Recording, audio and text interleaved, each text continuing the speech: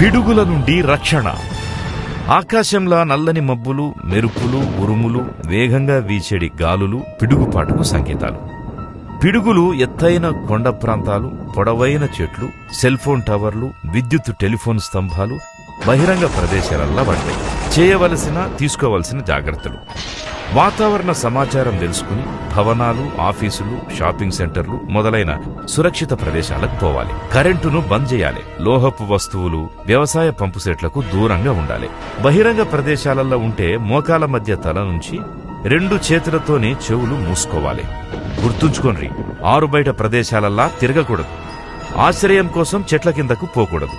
లోహపు పైపుల నుంచొచ్చే నీళ్లు తాగొద్దు. సెల్ ఫోన్ వాడొద్దు. ఎవరైనా పిడుగుపాటుకు గురైతే బాధితునికి వెంటనే ప్రథమ చికిత్స అందించి దవాఖానకు తీసుకుపోవాలి. జాగ్రత్త.